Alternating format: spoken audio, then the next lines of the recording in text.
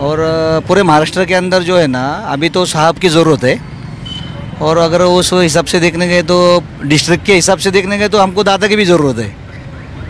बहुत सारे लोग जो है दादा को भी देंगे और बहुत सारे लोग साहब को भी देंगे। पलड़ा 20 किसका जी? कौन 20 बैठेगा? अभी वो वोटिंग के बाद ही समझ में आ जाएगा दादा। बताओ। क्या नहीं, कुछ नहीं। मेरा एक ही कहने का मतलब है, देश में, पूरा देश में मोदी साहब की लहर है।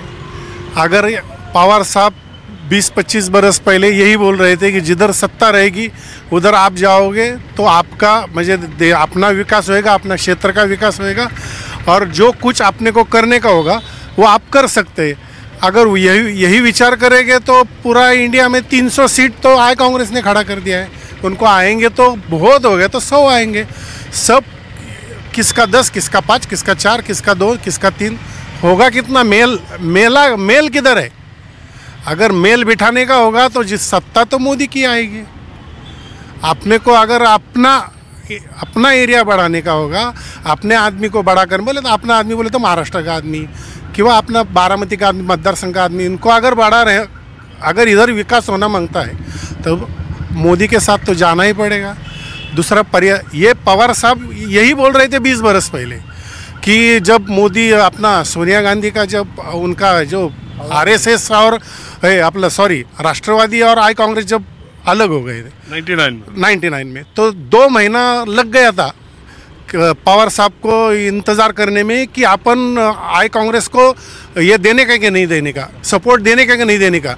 क्योंकि अभी 1 महीना पहले अपन सोनिया गांधी को गाली दे के इधर आ गए, मगर बाद में ये उनको ऐसा समझ आ गया अगर अपना बारामती का एरिया, अगर महाराष्ट्र में अपना कार्यकर्ता, अपना राष्ट्रवादी अगर बढ़ने का होगा, उसको बढ़ाने का होगा तो अपने को आई कांग्रेस के साथ मिलकर ही ये बनाना होगा, सत्ता बनाने होगा। वही विचार अब अजित पवार ने किया, उसमें फर्क क्या है? वही उन्हीं का फिलॉसफी, फलसफा अजित पवार साहब ने 20 बरस के बाद वही है। उन्होंने क्या गलती की? उन्होंने ही पढ़ाया था, विद्यार्थी वो अच्छे निकले, स्टूडेंट। हाँ, गलती किसकी नहीं? एक बात बताओ, गलती किसकी नहीं? गलती विकास होना मांगता इतना ही। एक बात बताओ, आप लोग बारामती के लोग हो। मैं जेजुरी का हूँ, पुरंदर बोले तो ये बारामती मतदार संघ का याद है, लोकसभा तो वही है ना। हाँ। तो एक बात बताइए, जब अभी प्रधानमंत्री कुछ महीनों पहले तक एनसीपी को नेशनलिस्ट करप्ट पार्टी बोलते थे 70,000 घोटाले वाली पार्टी है, और उसके बाद फिर ले लिया, तुरंत डिप्टी सीएम बना दिया, सब कुछ कर दिया, तो वो आरोप किसके पे लगाते थे, किस नेता पे? नहीं, वो मैं क्या बोलता हूँ आपको, आप थोड़ा पीछे जाओ। कितना? 20 बरस पहले। अच्छा। जब कांग्रेस थी तब ये भाजपा थे।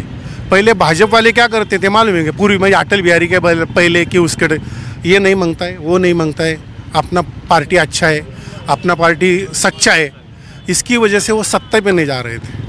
जब मोदी साहब आए, अटल बिहारी ने अपना मनसूबा बदल दिया, ये आ जाओ, वो आ जाओ, आप आ जाओ, हमको सब मिलके जब उन्होंने समझ जो इधर नहीं आओ वो किधर जाओ?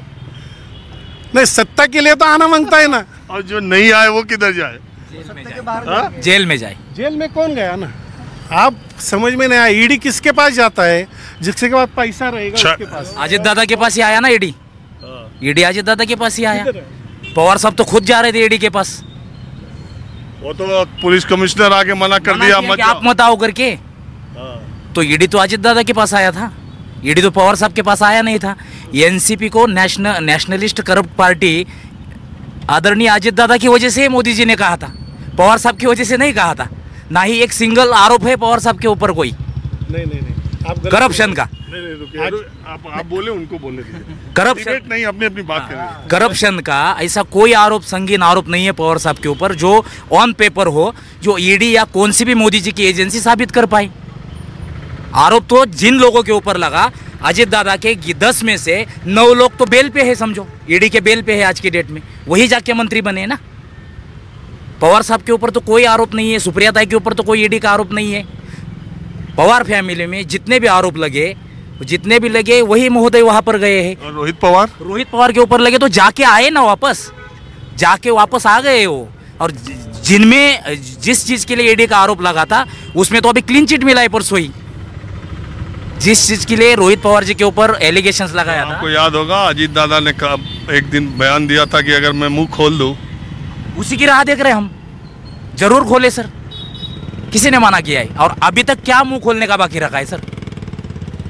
अभी तक क्या मुंह खोलने का बाकी रखा है? अपने बहन की मिमिक्री कर रहे, अपने अंकल की लास्ट चुनाव का राह देख रहे, जो वालिद का दर्जा रखते हैं अपने लिए, जिन्होंने मतलब डायपर पहनते थे तब से राजनीति सिखाया है, उनके आखिरी चुनाव का राह देख रहे हैं। अभी मुंह खोलने का और क्या बाकी है? इससे ज़्यादा और क्या बोल सकते हैं सर? और इससे बुरा दिन पवार साहब के लिए और क्या हो सकता है? और हो सकता है कोई बुरा दिन? राजनीति की बात अलग है।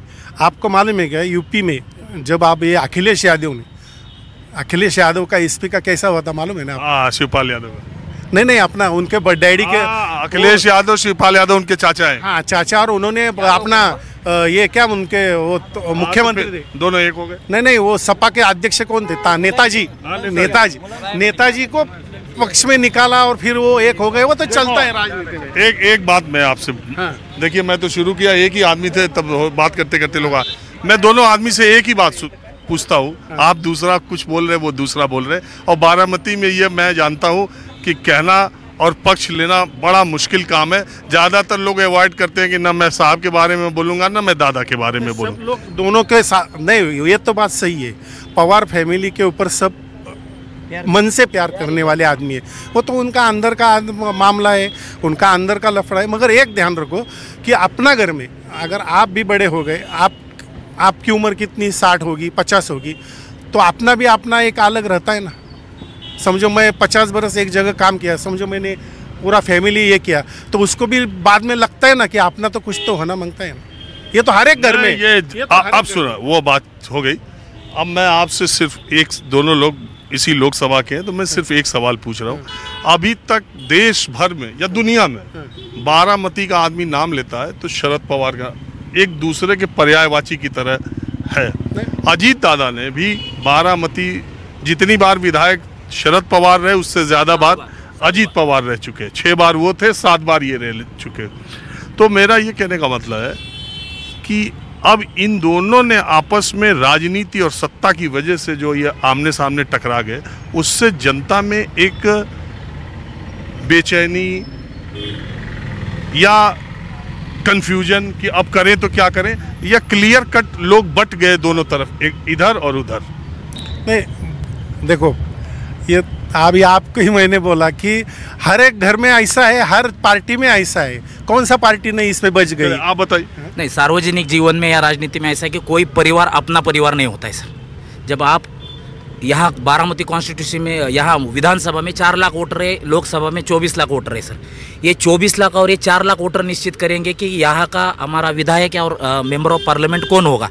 तो आपका भाई भतीजावाद यहाँ पर नहीं चलेगा सर। यहाँ पर ये तो चला है यहाँ बारामती में, और क्या चला? बेटी को चुना और भतीजे को चुना, और किसको चुना? सुनिए, आगे सुनिए सर। बेटी को सिर्फ एक ही बार में विरासत में वोट मिला है 2009 में सर। उसके बाद बेटी ने खुद को साबित किया है। वैसे भतीजे ने भी अपने को 91 में एक ही बार विधायक करके पवार साहब का भतीजा करके चुना है। उसके बाद भतीजे ने भी अपने को साबित किया है। ऐसा नहीं कि उन्होंने साबित नहीं किया है, काम करके साबित किया है। फिर भी न्यूज़ 24 का ये पवार साहब के बारामती नगरी में स्वागत करते हैं हम सर। बस यही फुल एंड फाइनल सर। हाँ, एक आपका मैं न्यूज़ 24 ना कम से कम 3 बरस से देख रहा हूँ। जब आप यूपी में कल ये कर रहे थे ना, आपका कहने का मुझे, आप इतने माइल्ड साइलेंट में लेते हैं सामने को, साइलेंट में, कि उसको समझ में नहीं आता जल्दी क्या उत्तर दूं। ये बात मुख्तार अंसारी वाला रिपोर्टिंग हमने देखा अभी, जहाँ तक आपने भाई बहुत अच्छी रिपोर्टिंग करते हैं आप। मैं भी देखता रहता है आपका हमेशा। बहुत